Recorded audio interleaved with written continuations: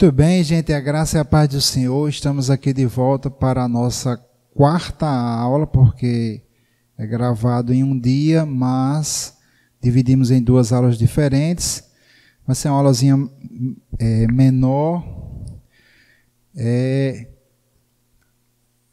Com relação, tivemos uma dúvida aqui, eu vou responder aqui pelo vídeo, né, sobre a questão do Espírito, que é bem pertinente, aqui é o nosso tema. O que acontece quando uma pessoa morre, se o espírito dela fica consciente ou se ele se apaga tudo. Bem, o Novo Testamento é muito claro e são muitos versículos que mostram que a pessoa, o espírito, na verdade, ele é eterno, né? Qualquer espírito é eterno. Então, algumas igrejas creem que quando a pessoa morre, apaga tudo, mas não há fundamento bíblico sobre isso. Vou citar apenas alguns versículos para a gente fechar a questão aqui agora, né, já que não é o tema principal. Primeiro é Lucas, né, o ladrão que morreu ao lado de Cristo. Jesus disse: em verdade te digo que ainda hoje estarás comigo no paraíso. Tem igrejas que dizem que Jesus falou: em verdade te digo hoje, estarás comigo no paraíso. Só que essa interpretação ela é falsa, porque Jesus nunca disse isso. Jesus jamais usou em verdade te digo hoje. Ele nunca usou isso. E na verdade ele só usou hoje, a palavra hoje, uma segunda vez. Não sei se vocês sabem, alguém sabe quando foi que Jesus usou a palavra hoje, quando ele disse em verdade. Jesus usou a palavra hoje junto com em verdade, quando ele foi anunciar que Pedro negaria ele. E naquele mesmo dia Pedro negou ele. A outra vez que Jesus usou em verdade te digo hoje, foi exatamente na cruz, quando ele chegou para o ladrão e disse: hoje estarás comigo no paraíso. Então, obviamente, o ladrão estava ciente.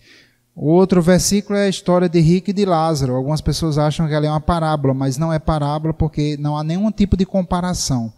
Parábola, a palavra parábola é comparação. Quer dizer, Jesus pegava tipo uma ovelha perdida, uma coisa assim, a dracma perdida. Era uma coisa que era claramente algo que não era algo espiritual, era algo do mundo natural, e Jesus usava aquilo ali para trazer um ensinamento espiritual. Mas na história do rico e de Lázaro, ele não faz nenhuma comparação. Ele apenas diz: havia um rico e tal, havia Lázaro, e morreu Lázaro, e foi levado pelos anjos para o seio de Abraão, que é um outro nome para paraíso. Então, esse entendimento de que as pessoas morrem e apagam, ele na verdade é fruto de uma falta de conhecimento sobre o mundo espiritual. Geralmente as igrejas que acreditam assim, elas não acreditam, por exemplo, no dom de línguas. São as mesmas igrejas que não acreditam nos dons espirituais. Então são igrejas que focam mais no mundo material e não, né, no meu entendimento, eles não têm conhecimento sobre o mundo espiritual. Fora isso, tem muitos testemunhos. O apóstolo Paulo diz, por exemplo, lá em Filipenses: dos dois lados estou em aperto, tendo o desejo de partir e estar com Cristo, o que seria muito melhor. Paulo falava da sua morte ali. Como é que ele iria partir para estar com Cristo, e que seria melhor se ele ia simplesmente apagar? Não tem sentido isso. Tá bom? E fora isso, tem vários testemunhos de pessoas que morreram. Tem um testemunho de um pastor nigeriano que passou 3 dias morto, estava no necrotério, tem a filmagem dele no necrotério, tem o certidão de óbito, e ele foi levado para a cruzada de um evangelista chamado Reinhard Bonnke, e ele ressuscitou ao 3º dia também. Tem um vídeo dele, inclusive, ressuscitando. Tá bom? Então, assim, isso é muito claro. As pessoas que dizem que não é verdade, que dizem que a pessoa apaga, elas têm que distorcer a Bíblia, porque a Bíblia é tão clara que não dá nem para assim, tem que negar mesmo o que está escrito. Gente, nessa segunda parte eu quero falar um pouco, rapidinho, né, devido à nossa hora, sobre a Bíblia Sagrada.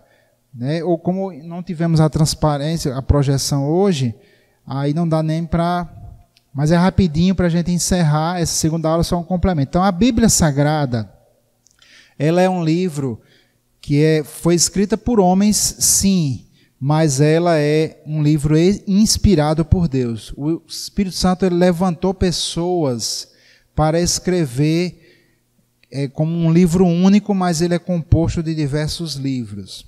Não existe na história da humanidade nada que se compare à Bíblia. A Bíblia foi escrita por cerca de 40 autores diferentes, mais ou menos entre 1500 a.C. Aliás, o Velho Testamento foi escrito em mais ou menos entre 1445 a.C.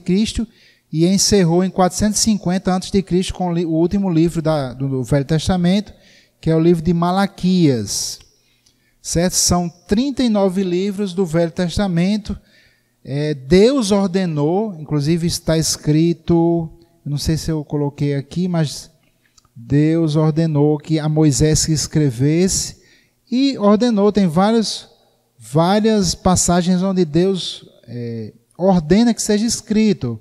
É óbvio, né? Imagine Deus fala alguma coisa para você, aí você vai lembrar daqui a 10 anos, 20 anos, né? Então Deus deixa escrito para servir para as próximas gerações. Toda lei, queridos, ela precisa ser escrita. Você, por exemplo, não pode ser preso por uma lei que não foi escrita. Toda lei precisa estar escrita. Hoje é publicada na internet, seja lá onde for, mas tem que estar escrito. Qualquer regulamento, qualquer norma que seja durável, que seja, por exemplo, vamos fazer aqui, vamos criar uma lei para um país. Aí todo mundo se junta, os senadores, deputados, sei lá, aí todo mundo chega ao consenso. Não, vamos chegar, não pode fazer isso, não pode fazer aquilo. Pronto, aí vai todo mundo para cá, ninguém escreve. Essa lei não vai servir de nada, né?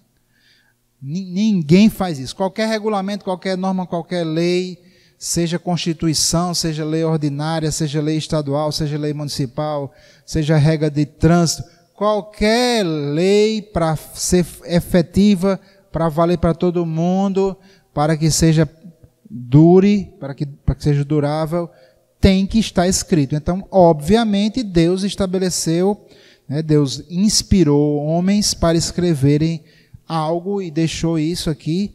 A palavra de Deus ela foi preservada através do povo de Israel, certo? Toda a Bíblia, eu acho que praticamente toda, foi escrita através do povo de Israel, o Velho Testamento, o Novo Testamento pela igreja, mas também eles eram judeus, né? Paulo era judeu, eu acho que Lucas é que não era, não me lembro. Não sei, não posso estar errado aqui, sobre Lucas. Então, gente, é um livro sobrenatural, não existe nenhum livro no mundo que levou 1.600 anos para ser escrito, né? Há 1.600 anos atrás, nem o Brasil tinha sido descoberto. Então, é um livro que seria impossível de existir se realmente não fosse Deus.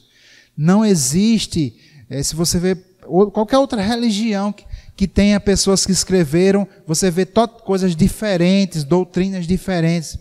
O islamismo, por exemplo, Maomé escreveu o Alcorão, mas tinha partes totalmente que ninguém entendia. Então foram escritos outros, as sunas, e aí dividiu tudo, porque, enfim, não era inspirado por Deus. A Bíblia ela é inspirada por Deus.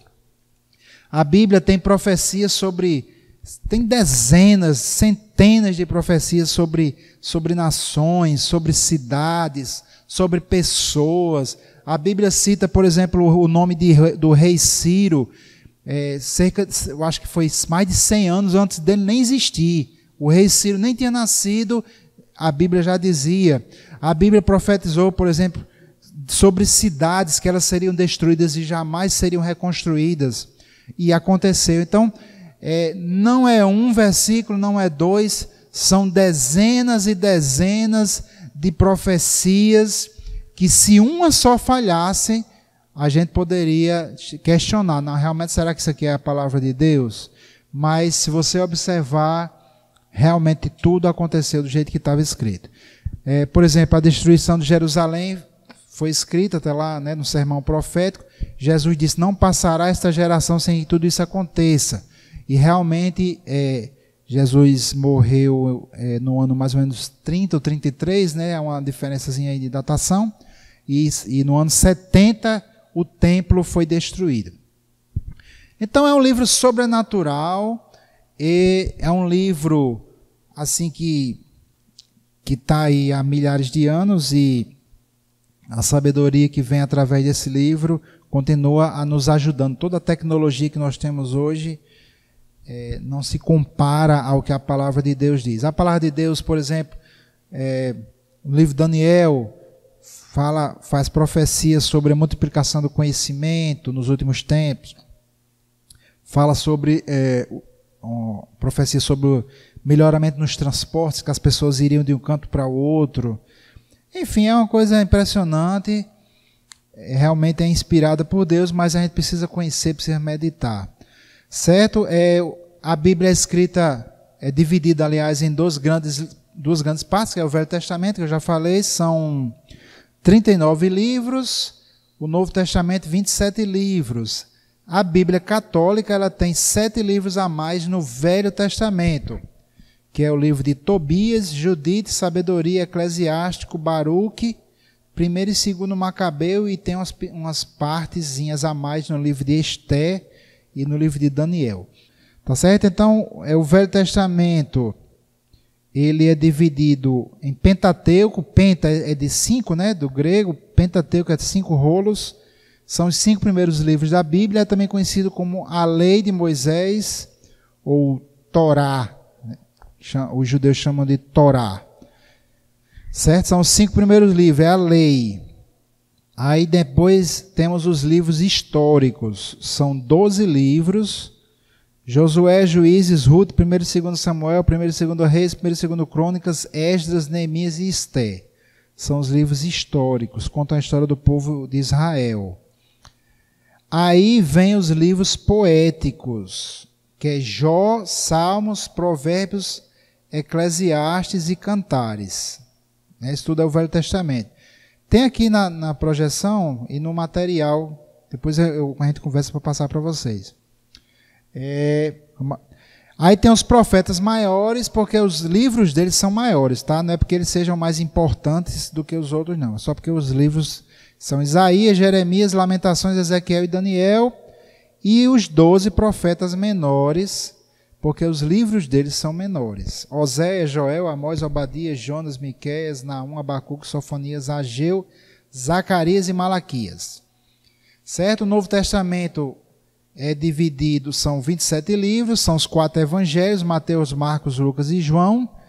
Mateus, Marcos e Lucas são chamados de evangelhos sinóticos, porque eles contam a sinopse, ou seja, um resumo da vida de Jesus. O evangelho de João ele é bem diferente, né, porque ele não segue uma sequência cronológica assim. Ele vai, tem partes bem longas de discurso de Jesus. Temos o livro histórico, que é o livro de Atos, escrito também por Lucas, né, que era médico. Temos as epístolas paulinas. O apóstolo Paulo foi o que escreveu a maior quantidade de livros do Novo Testamento foi Paulo. Romanos, 1º e 2º Coríntios, Gálatas, Efésios, Filipenses, Colossenses, as epístolas de Tessalonicenses. Aí vem as epístolas chamadas pastorais. Quem é pastor, quem trabalha no ministério, né? Eu já precisei muito disso aí. Tem as orientações para quem é pastor, mas serve para todo mundo, claro. Mas principalmente para quem vai liderar o rebanho, precisa conhecer bem, que é 1 Timóteo, 2 Timóteo e Tito. Tem a epístola de Filemon. Aí termina as epístolas paulinas. Aí vemos as epístolas gerais, também conhecidas como epístolas universais ou católicas. A palavra católica quer dizer universal, tá bom? São Hebreus, Tiago, 1º e 2º Pedro, 1º, 2º, 3º João e Judas, que não é Judas o traidor, viu? É outro Judas.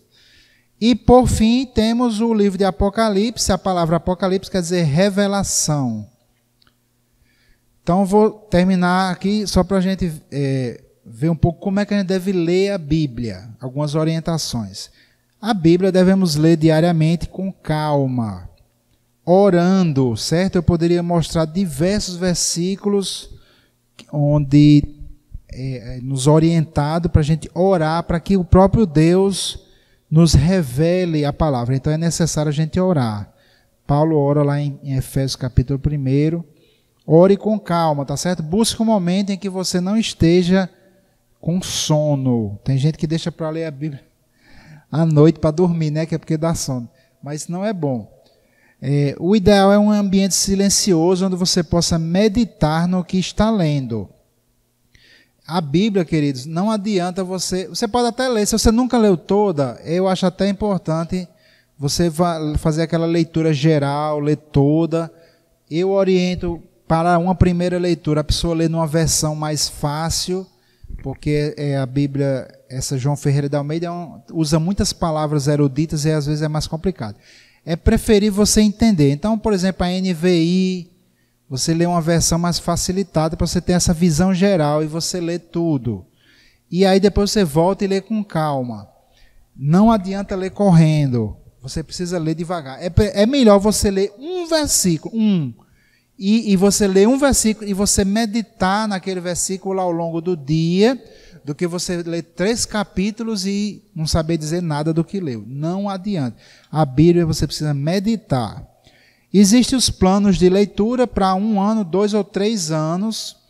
Aí é a gosto de cada um. Mas geralmente o plano para você ler a Bíblia em 1 ano são 3 versículos por dia. Aliás, 3 capítulos. Para quem está iniciando, eu acho interessante você ter isso aí, esse plano. Para mim, eu não quero porque eu leio muito, muito, muito devagar.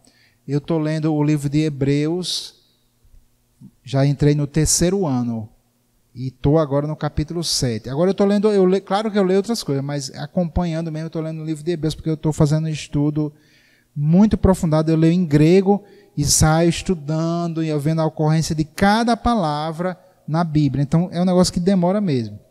Mas para quem está começando assim, pode seguir o plano que eu mesmo já fiz, já segui e é interessante. Ou você pode fazer uma leitura sequencial, começa do Gênesis e vai-se embora até Apocalipse. Para novo convertido, eu oriento a pessoa a começar pelo Novo Testamento. Depois vai para o Velho, certo? Algumas regras, aí eu vou encerrar com isso aqui, algumas regras de interpretação bíblica, isso é extremamente importante. Eu já vi pessoas dizerem absurdos, porque não seguem essas regras aqui. Primeiro, o Novo Testamento explica o Antigo. Nós cristãos estamos debaixo da nova aliança. Deus não trata com a humanidade com base na velha aliança mais, nem os judeus. Por exemplo, na velha aliança só quem podia oferecer sacrifício era o sacerdote. E o sacerdote tinha que ser da tribo de Levi. Não se sabe mais, depois do ano 70 depois de Cristo, quando o templo foi destruído, não se sabe mais quem é de qual tribo.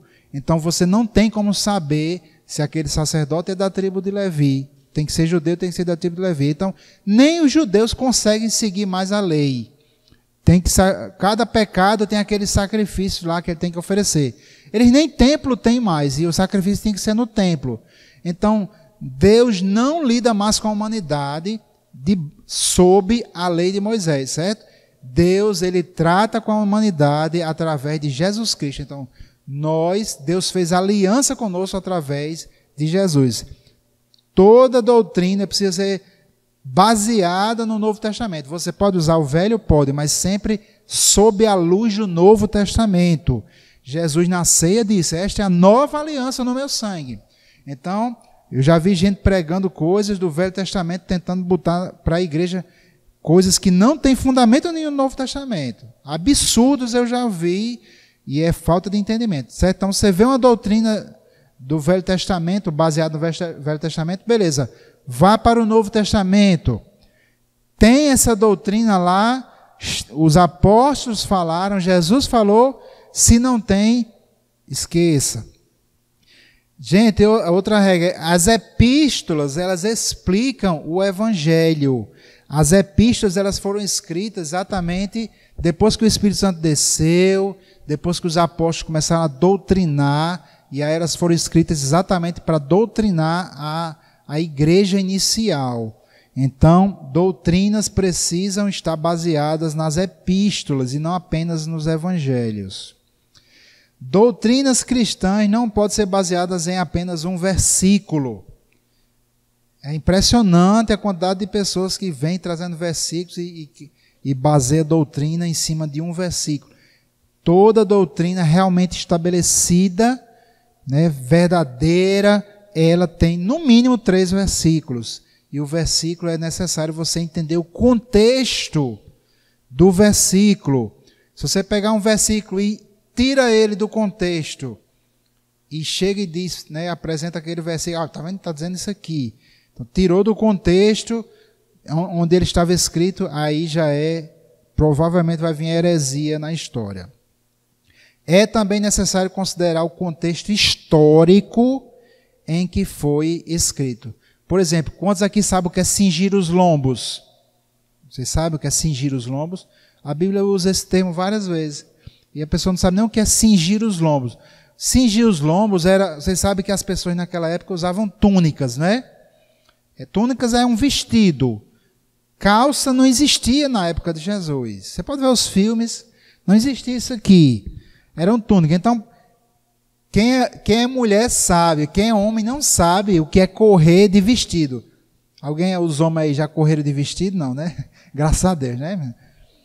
Então, para correr, os homens usavam túnicas, eles tinham que levantar a túnica e amarravam a túnica aqui para poder ficar com mobilidade para poder correr. Isso se chama cingir os lombos. Tá certo? Então você vê isso aí, significa você se preparar para agir, para, né, ter uma atividade. Ok, gente? Então, e a última, então é necessário entender o contexto histórico onde aquilo foi escrito. As mulheres usavam véu. Né? Hoje tem igrejas inteiras que a mulher só tem que usar véu, mas você tem que ver o contexto histórico. E também é necessário considerar as variações de tradução. Já vi gente falar muita coisa errada porque pegou uma tradução específica e não entendeu. Né? Você pega outra tradução, né, já tem outra coisa.